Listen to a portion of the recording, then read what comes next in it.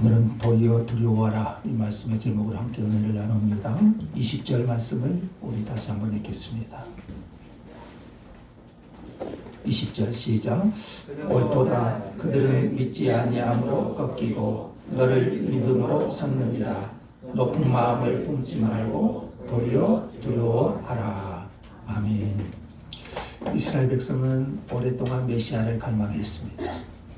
하나님께서는 그들이 갈망한 메시아 예수 그리스도를 보내셨습니다. 그럼에도 그들은 믿지 않았습니다. 메시아를 영접하지 않았습니다. 이스라엘이 복음을 거절함으로 그 복음이 이방인들에게로 넘어갔습니다. 하나님은 이스라엘 백성을 택하셨고 또 이스라엘 백성을 통해서 메시아를 보내주셨고 또 이스라엘은 메시아를 그토록 갈망했지만 약속하신 메시아 예수 그리스도가 오셨지만 이스라엘은 복음을 거절하고 복음을 영접하지 아니하고 도리어 배척하고 복음 전하는 자들을 핍박하고 그 복음을 받아들이지 않았습니다. 그래서 하나님은 그 복음이 유대인에게서 이방인에게로 넘어가게 하십니다. 그러면 하나님은 이스라엘을 버리신 것인가? 이 질문을 지난주부터 우리가 듣고 있지요. 바울은 그 증거로 두 가지를 지난주에 말씀했어요. 아니다. 하나님이 이스라엘을 그 택하신 이스라엘을 버리신 것이 아니다. 그 첫 번째 증거로 바울 자신이 유대인 이스라엘 사람이다. 그리고 하나님은 엘리야 시대 모두가 바알 우상을 섬기며 하나님을 떠났을지라도 남긴 자 남겨둔 자 7,000명이 있다고 말씀하시며 이스라엘이 하나님을 배척했을지라도 메시아를 배척했을지라도 하나님은 남겨둔 자가 있다. 아멘. 오늘 본문에서도 바울은 계속해서 연결해서 그러면 하나님이 이스라엘을 버리신 것인가? 이스라엘은 하나님의 택하신 백성이지 않습니까? 그 이스라엘을 통해서 복음이 전해졌고요. 그런데 하나님이 이스라엘을 버리신 것인가? 오늘 말씀에도 그렇지 않다. 하나님은 이방인들이 예수를 잘 믿게 하심으로 그러니까 유대인들이 복음을 거절함으로 그 복음이 이방인들에게 흘러갔고 이방인들이 예수를 잘 믿게 하심으로 그들의 풍성함을 통해서 이방인들이 예수 그리스도를 영접하고 구원의 복을 받고 그 예수 그리스도 안에서 풍성한 복을 누림으로 유대인들을 시기 나게 했어.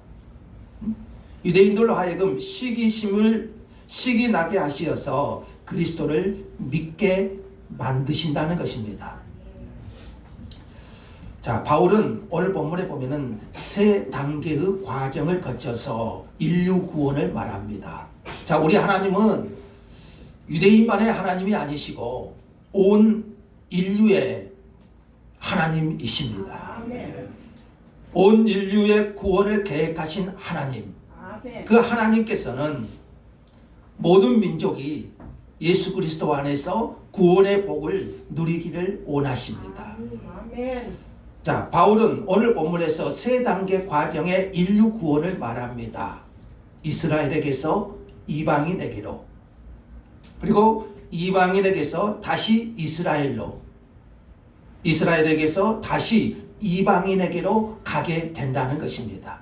이것이 하나님께서 인류 구원을 계획하신 세 단계입니다. 이스라엘의 불신앙으로 이스라엘이 복음을 거절함으로 해서 그 복음이 이방인에게로 넘어갔습니다. 이방인들이 예수 그리스도를 믿고 하나님의 자녀가 되는 놀라운 복을 누리게 됩니다. 여러분 구원은 하나입니다. 구원의 길은 하나입니다. 하나님이 보내주신 메시아 예수 그리스도를 믿는 것이죠. 다른 이로서는 구원을 받을 수 없나니 천하 사람 중에 구원을 얻을 만한 다른 이름을 우리에게 주신 일이 없음이라고 그랬죠. 자, 그런데 유대인들은 이 그리스도를 거부했습니다. 그래서 하나님은 이 복음을 이방인들에게로 흘러가게 하십니다. 사도행전을 보면은 예수님이 십자가에 죽으시고 부활 승천한 이후에 사도들의 복음 사역이 기록되어 있죠. 자, 1장에서 9장까지는 유대인들에게 복음이 전파되는 내용이에요.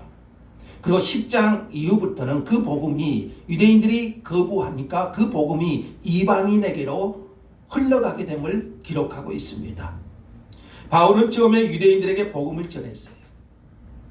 바울은 가는 곳마다 사실 유대인 해당에서 유대인들에게 먼저 복음을 전하죠. 그런데 유대인들은 복음을 거부해요. 복음을 받아들이지 않습니다. 이때 바울이 유명한 말을 남기죠. 사도행전 13장 46절 말씀에 하나님의 말씀을 마땅히 너희에게 먼저 전할 것이로되 너희가 그것을 버리고 영생을 얻기에 합당하지 않는 자로 자처하기로 우리가 이방인에게로 향하노라. 바울은 마땅히 먼저 유대인들에게 복음을 전해요. 그런데 그들이 영생 얻기를 거부합니다. 그러니까 예수 그리스도를 거부합니다. 그러니까 바울은 이방인에게로 향한다고 말씀합니다.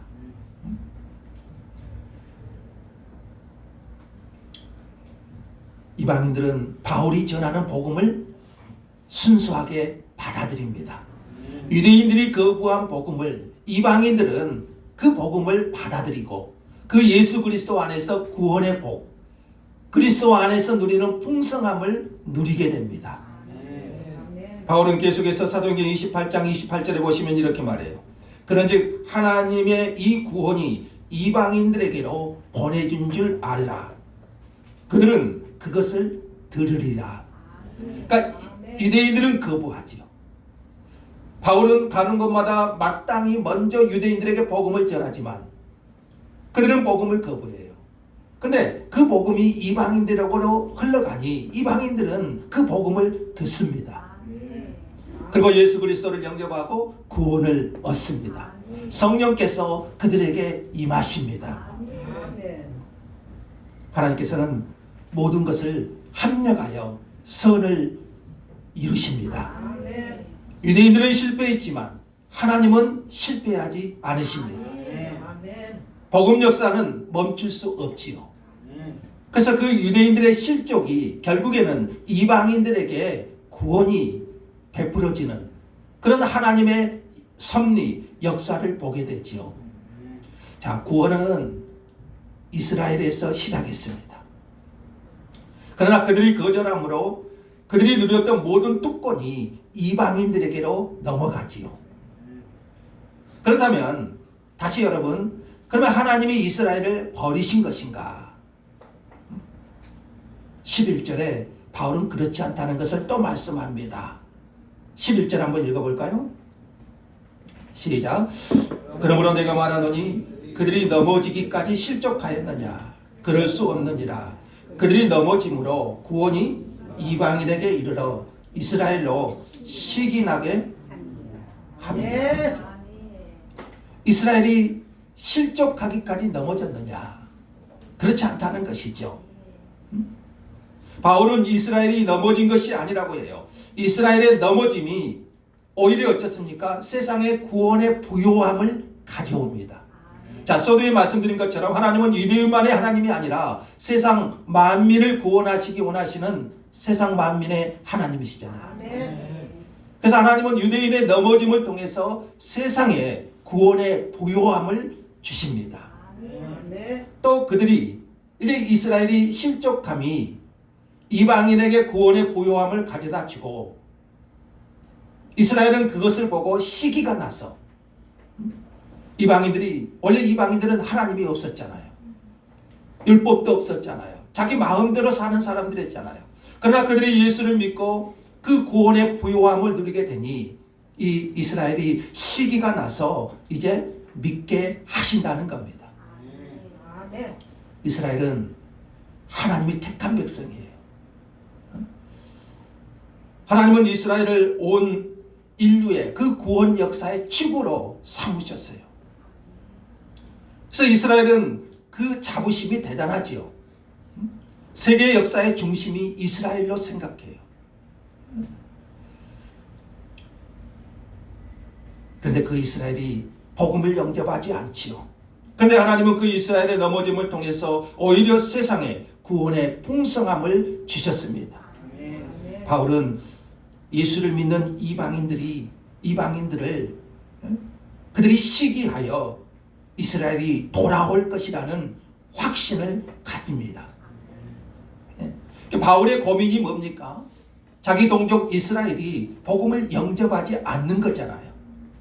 그럼 하나님이 이 이스라엘을 버리셨다는 거죠. 바울이 여기에 깊은 고민에 빠지는 거잖아요. 그러나 그렇지 않다. 이스라엘의 넘어짐이 오히려 세상에 구원의 부요함을 가져다 주었고, 이스라엘은 그 이방인들이 그 구원의 풍성함을 누리는 것을 보고 시기 나게 해서 다시 그리스도를 믿게 된다는 확신을 갖는 것이죠. 이 확신 때문에 바울이 보면은요, 13절 한번 보십시오. 내가 이방인인 너희에게 말하노니 내가 이방인의 사도인 만큼 내 직분을 영광스럽게 여긴다는 거예요. 바울은 이방인의 사도로 특별히 부르심을 받았죠. 그럼에도 동족 이스라엘에 대한 심정이 있었죠. 이방인들에게 복음을 전하며 그들의 구원을 전하는 사도로 쓰임을 받았지만 오히려 그 직분을 영광스럽게 여겨요. 이방인의 충만한 수가 돌아오기까지 하나님은 잠시 이스라엘의 구원을 멈추셔요. 바울이 이방인의 사도의 직분을 충성스럽게 감당한다면 이방인들이 돌아올 것이고, 그러면 끝내는 이스라엘 민족이 구원을 받게 될 것이다. 자, 로마서는 시기라는 말이 몇 번 나와요. 그리고 사도행전에 보아도 유대인들이 시기해서 그 시기라는 말이 또 몇 번 기록되어 있습니다. 그러니까 바울은 이런 사건들을 통해서 이스라엘이 시기함으로 복음을 영접할 것이라는 희망을 보는 겁니다. 바울은 항상 그 문제가 있으면 성경에서 그 말씀을 기억하면서 해답을 찾지요. 바울은 여기서 온 인류를 구원하시기 원하시는 하나님의 섭리와 계획을 발견하는 겁니다. 잠시 하나님이 이스라엘을 버린 것 같지만 그렇지 않다. 오히려 온 인류를 구원하시기 위한 하나님의 섭리, 하나님의 계획, 바울은 그것을 보는 것이죠. 자, 여러분, 우리는 맡길 때마다 성경을 통해서, 하나님의 말씀을 통해서 그 지혜와 섭리를 깨달아야 되는 거죠. 바울은 항상 그것이 해답이에요. 자, 이것이 결국에요, 온 인류를 구원하시기 원하시는 하나님의 지혜고 하나님의 섭리인 거예요. 자, 지난 2000년 동안 하나님은 이방인들에게 복음의 문을 여시고, 오늘 우리도, 이방인인 우리도 복음을 영접하게 된 줄로 믿습니다. 자, 그러면 지난 2000년 동안 이스라엘이 이방인들을 보고 식이 나서 얼마나 회개하고 예수께로 돌아왔을까요? 자, 지금도 많은 유대인들은 예수 그리스도를 거부하지요. 그 지난 2000년 동안 이방인들이 예수를 믿고 구원의 부요함과 풍성함을 누리는 것을 보고 이스라엘이 식이 나서 주님께로 돌아오는 역사가 있을까요? 최근 통계는 나와 있지 않지만 2016년 3년 전에 통계를 보니까요, 그 유대인들 중에서 예수를 믿는 사람을 우리가 메시아닉 주 그렇습니다. 메시아닉 주, 유대인이면서 예수 그리스도를 믿는 사람들, 그 통계를 보니까요, 미국 유대인들, 그러니까 미국에 사는 유대인들 중에서 약 8만 명에서 10만 명이 예수를 믿는 것으로 통계가 나와 있고요. 그리고 현지 이스라엘 유대인들, 그러니까 이스라엘 땅에서 그 유대인들이 예수 믿는 메시아닉 주, 그들이 약 15,000명에 이른다고 말합니다. 상당한 수죠. 그러니까 분명한 것은 지금 이스라엘 가운데 예수를 믿는 유대인들이 적지 않다는 것입니다. 그러니까 지난 2000년 동안에 하나님은 이방인의 구원을 풍성하게 이루시죠. 그리고 지금 이제 이스라엘이 예수께로, 그 메시아 그리스도께로, 그 메시아 닉주, 주님께로 돌아온 유대인들이 적지 않다는 것이죠.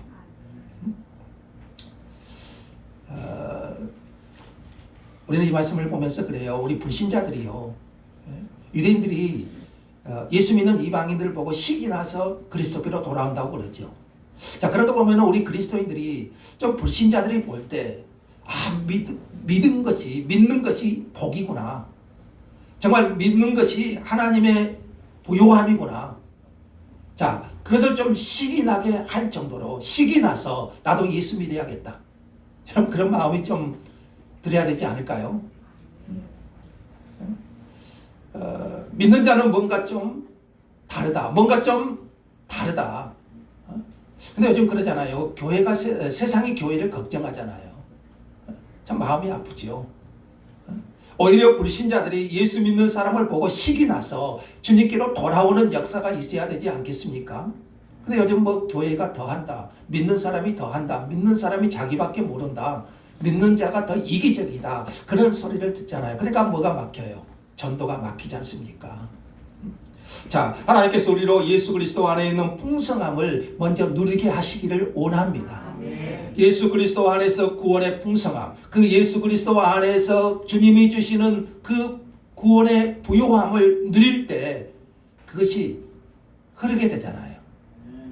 다윗이 시편 23편에 그랬죠. 내 잔이 넘치나이다 그래요. 주의 인자하심이, 주의 풍성하신 목자의 은혜가 내 삶에 넘치니, 잔이 넘치면 어쩝니까? 흘러가잖아요. 그러니까 우리가 예수 그리스도 안에서 구원의 풍성함이 흘러 넘치면 그것이 주변에 영향력을 끼치게 되는 거잖아요. 자, 우리로 예수 그리스도 안에 있는 구원의 풍성함을 누릴 수 있기를 원합니다. 그것이 우리 주변으로 흘러가기를 원합니다. 자, 이렇게 이스라엘이 예수를 믿고 돌아오는 날 세상은 어떻게 될까요? 지금도 많은 사람이 돌아온다고 그랬죠. 15절 한번 볼까요?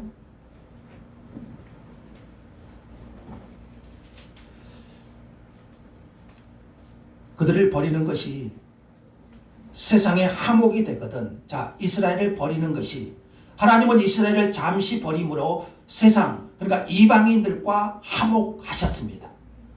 이방인들이 예수 믿고 화목하게 된 거죠. 그들을 버리는 것이 세상의 화목이 되거든 그 받아들이는 것이 죽은 자 가운데서 살아나는 것이 아니면 무엇이리요? 그럽니다. 그러니까 하나님은 이스라엘을 잠시 버리심으로 이방인과 화목하셨어요. 근데 이스라엘이 돌아오게 되면 그 기쁨이 어떻겠습니까? 여러분, 세상에서 가장 큰 기쁨이 뭐예요? 죽은 자가 살아나는 거예요. 죽었던 자가 살아나는 거예요. 이것보다 더 기쁨이 어딜까요? 그러니까 유대인들이 돌아오는 것은, 하나님은 유대인들을 잠시 버리심으로 세상 이방인들과 화목하게 하셨어요. 그러나 유대인들이 돌아오는 날 죽은 자가 살아나는 것 같은 기쁨이 온 세상에 있을 것입니다. 그러니까 이걸 보면은요, 하나님은 구별한 것은 아니지만 이방인보다 택하신 이스라엘이 돌아오는 것을 더 기뻐하신다는 것을 저는 이 말씀을 통해서 깨달아요. 해요. 하나님은 택하신 백성이잖아요. 이스라엘은요. 그러니까 이스라엘이 세상에서 돌아오는 날, 그리스도를 믿고 돌아오는 날은요, 죽은 자가 살아나는 것 같은 기쁨이 있다는 것이죠. 자, 이로써 하나님은 온 인류의 구원을 이루어 가시는 거예요. 그러니까 바울은 지금 유대인들이 예수를 믿지 않지만 장차 그리스도 안에서 회복될 그 소망을 갖는 것이죠. 그 확신을 갖는 것이죠. 그들이 예수를 믿고 돌아오는 날에는 온 세계가 부활하는 것 같은 그런 영광을 누리게 될 것이라는 비전을 갖는 것입니다. 자, 이스라엘이 복음을 거절함으로 이방인들에게로 복음이 넘어갔고, 이제 이방인들이 이제 하나님과 화목하게 되었고, 자, 그러면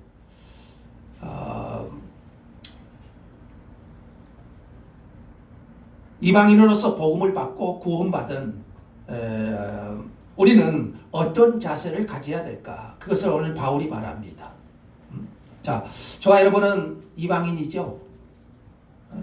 원래 하나님이 없던 자들이었죠.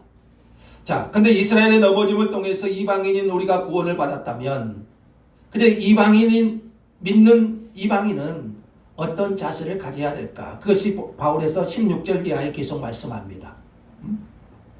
16절 한번 볼까요? 자, 제사는 처음 익은 곡식가루가 거룩한즉 떡덩이도 그러하고 뿌리가 거룩한즉 가지도 그러하니라. 그러니까 유대인들은요, 제사하는 처음 익은 곡식가루. 그러면 여러분 그 곡식을 이제 하나님께 제사할 때 유대인들은 처음 떡덩이는 떼어요. 그러면 나머지 떡덩이가 거룩하게 된다는 거예요. 어떤 사람은 이건 11조 원리로 설명하기도 하는데, 우리가 11조를 드리면 나머지 이제가 또 이제 온전하게 하나님이 내게 주신 것으로 이제 쓰는 그런 의미하고도 같아요. 그리고 이제 성전에 나무를 심으면 그 뿌리가 거룩하니까 가지도 거룩한다. 그렇게 믿은 거예요.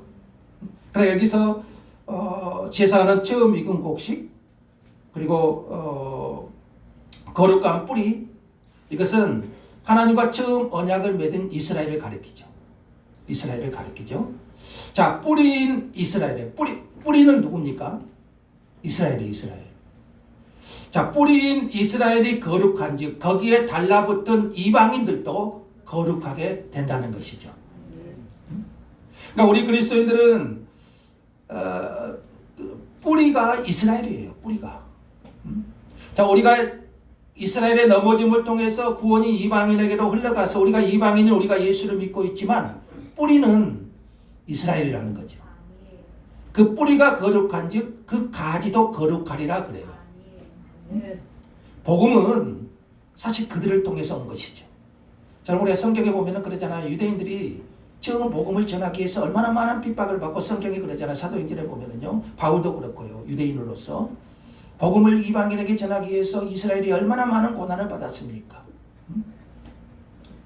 그러므로 우리는요, 온뿌리인 이스라엘을 무시해서는 안 된다는 거예요. 자, 지금 이스라엘이 예수를 믿지 않는다고 그들을 무시하고 교만해져서는 안 된다는 것이죠. 바울이 이것을 말해요. 저는 이스라엘에 가보지 못했습니다만 아직요. 가끔 이렇게 우리 한국 그리스도인들이 많이 가죠. 그러면서 생각할 때 너희들은 예수를 거부했다. 그리고 우리가 예수를 믿고 우리가 복을 누리고 있다. 이런 우쭐한 마음이 가끔 생길 수 있어요. 근데 바울은 뭐라고 합니까? 교만해지지 말라는 거죠. 교만하지 말라. 옹뿌리는 누구예요? 이스라엘이라는 거예요. 옹뿌리는 이스라엘이라는. 그러니까 그들이 아직 예수를 믿지 않고 예수를 거부한다고 해서 자긍하지 말고 교만하지 말고 그들을 결코 무시해서도 안 된다는 거예요. 자, 그것을 바울은 어떤 비유를 드냐면요, 우리가 잘 아는 참 감람나무와 돌 감람나무 비유를 말씀합니다. 자, 이 비유를 통해서 바울이 말하고자 하는 것은 그거예요. 이방인이 이스라엘로부터 받은 혜택이 크다는 거죠. 그러니까 이방인들이 이스라엘로부터 받은 혜택이 크다는 것을 말씀하고요. 17절 한번 봅시다. 또한 가지 얼마가 꺾이었는데 돌 감람나무인 내가 그들 중에 접붙임이 되어 참 감람나무 뿌리의 진액을 받은 자가 되었은즉. 자, 여기서 참 감람나무는 누군가요? 이스라엘이죠. 유대인들이죠. 돌 감람나무는 이방인들이죠. 우리 같은 이방인들이죠. 자, 참 감람나무인 유대인들 중 일부가 꺾였습니다. 그러니까 믿지 않았어요. 거기에 돌 감람나무인 이방인들이 접붙임을 받았습니다. 이방인들은 본성적으로 거룩한 열매를 맺을 수 없습니다. 그러니까 돌 감람나무예요. 참 감람나무가 아니라 본성적으로 거룩한 열매를 맺을 수 없는 돌 감람나무예요. 그러나 하나님의 은혜로 참 감람나무에 접붙임을 받아서. 참 감람나무는 유대인들이에요. 그 유대인들의 일부가 믿지 않아서 꺾여서 대신에 이방인들인 돌감람나무인 이방인들이 거기에 접붙임을 받아서 그 뿌리의 진액을 받아 열매를 맺게 된 거예요. 그러니까 뿌리는 누구예요? 이스라엘이에요. 바울이 그것을 말해요. 뿌리. 이방인이었던 우리는 돌감람나무였습니다. 에베소서 2장에 보면 우리는 본질상 진노의 자녀예요. 우리는 이방인이고 외인이고 하나님이 없던 자들이고 이스라엘 나라 밖의 사람이었고 약속의 언약에 대해서는 외인이고 세상에서 소망이 없고 하나님도 없는 자들이었습니다. 에베소서 2장에 그래요. 원래 우리가 그런 자들이었어요. 그런데 참 감람나무에 접붙임을 받음으로 구원을 받은 거예요. 아멘.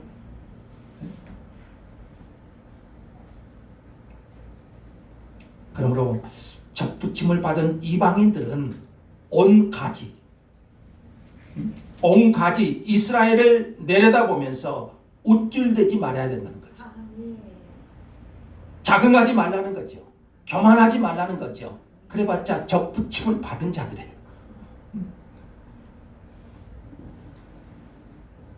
주님은 구원이 유대인에게서 난다고 하셨습니다. 예수 그리스도께서는 유대인으로 오셨습니다. 그러므로 유대인을 떠나서는 구원이 없어요. 이스라엘은 이방인들의 구원 역사의 뿌리입니다. 유대인들은 그래요. 이방인들의 구원 역사의 뿌리예요. 접붙임을 받은 가지는, 그러니까 뿌리의 중요성을 무시해서는 안 되고 업신여겨서는 안 된다는 것이죠. 바울은 이것을 어떻게 경고하냐면요, 19, 20, 21절에 보시면은 이렇게 말해요. 그러면 내 말이 가지들이 꺾인 것은 나로 접붙임을 받게 하려 함이라 하리니. 가지들이 꺾였죠, 이스라엘이. 나로 접붙임을 받게 하려 하리라 함이니 옳다. 그들은 믿지 아니함으로 꺾이고 너는 믿음으로 섰느니라. 그러니까 뭐라고 그러죠? 높은 마음을 품지 말고 도리어 두려워하라. 하나님이 온 가지들도 아끼지 아니하셨은즉 너도 아끼지 아니하시리라. 그리고 22절 끝부분을 보십시오. 그렇지 않으면 너도 찍히는 바 되리라. 자, 새로운 가지인 이방인들이 정말 온전한 믿음을 가지고 잘해야 됨을 말씀하고 있는 겁니다. 자, 온 가지인 이스라엘도 그들이 믿지 아니하니까 하나님이 어쨌어요? 꺾어버렸어요. 찍힘을 받은 거예요. 근데 이방인들이, 접붙임을 받은 이방인들이 온전한 믿음에 거하지 않으면 너도 찍히는 바 될 것이라는 거죠. 온 가지인 이스라엘도 그들이 그리스도를 거부하니까, 그들이 믿지 않으니까 하나님이 어쨌어요? 꺾어버리시죠. 찍혀버리신 거죠. 그러면 접붙임을 받은 이방인들이 온전한 믿음 안에 거하지 않는다면 정말 두려운 말씀이지요. 이스라엘도 하나님이 찍어버리셨는데 접붙임을 받은 이방인들인 너희가 온전한 믿음에 서지 않는다면 여러분, 우리가 얼마나 경고입니까? 너희가 진정한 믿음으로 서지 않는다면 하나님이 주신 그 부요함의, 구원의 부요함, 풍성함을 누리면서도 하나님 은혜 안에 거하지 않는다면 너희도 찍히는 바 될 것이다. 그러니까 어쩝니까? 높은 마음을 품지 말고 교만하지 말고 이스라엘을 보면서 우쭐대지도 말고 도리어 두려워하라. 온 가지들도 믿지 않을 때에 아끼지 않으셨다면 그 자리를 메운 우리도 잘못하면 잘릴 것이 분명하기 때문인 것이죠. 하나님이 온 가지도 잘리셨는데 거기에 접붙임을 받은 이방인들이야. 여러분, 우리가 얼마나 깨어 있어야 되겠습니까? 얼마나 우리가 하나님께 감사하고 그 구원의 은혜를 베푸신 그 은혜 안에 굳게 서야 되겠습니까? 바울이 그것을 우리에게 경고하고 있는 것이죠. 우리는 여기서 하나님의 사랑과 공의를 좀 생각해 볼 수 있어요. 하나님은 사랑이십니다. 그래서 모든 민족이 구원 얻기를 원하십니다.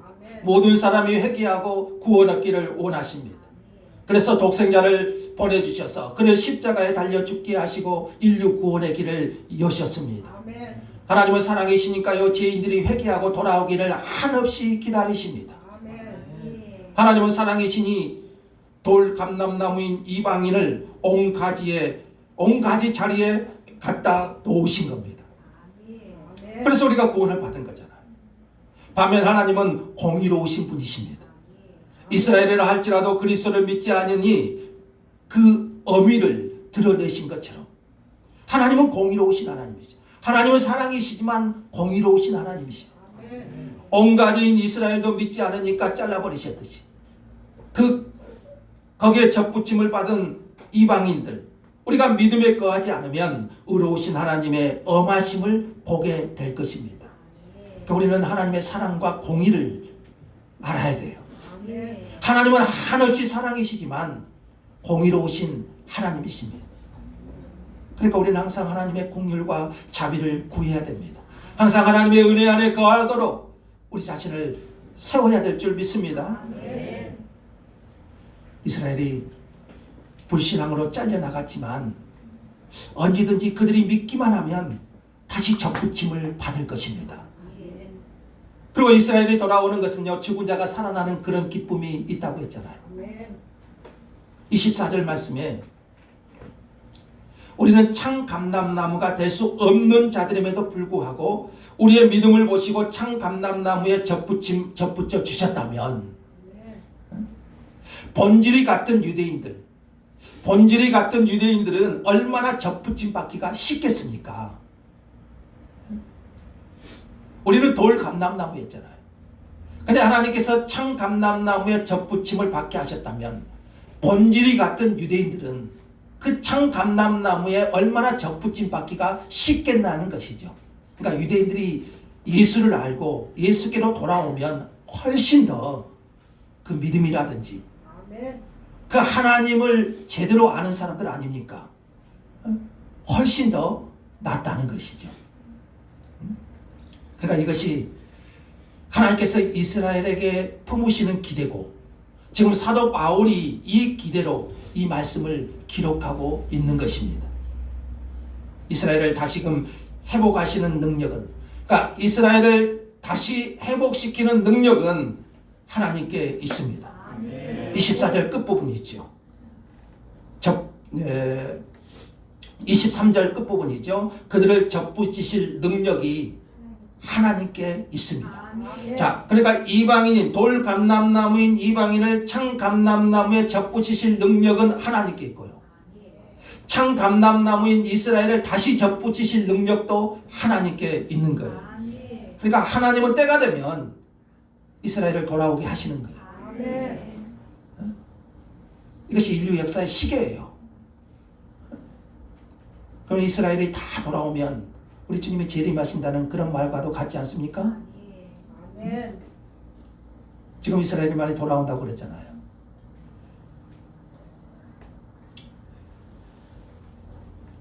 자, 그러니까 결론적으로 말하면 이방 사람들도 예수 믿게 해서 복 주시는데 그 능력은 하나님께 있죠.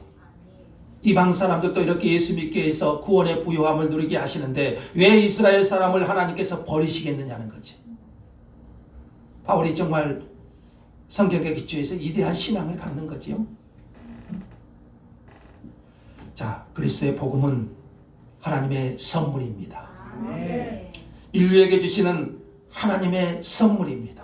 선물 중에 최고의 선물은 그리스도의 복음입니다. 인류 구원 역사는 이스라엘에게서 이방인에게로, 그리고 이방인에게서 다시 이스라엘에게로, 그리고 이스라엘에게서 다시 이방인에게로, 자, 이런 축으로, 이런 과정으로 거쳐 이루어져요. 바울은 이 과정을 통해서 이스라엘의 회복과 온 세상의 구원을 확신하게 되는 겁니다. 하나님이 온 세상을 구원하시고 이스라엘을 회복하시는 그 하나님의 섭리와 계획을 보는 것이죠.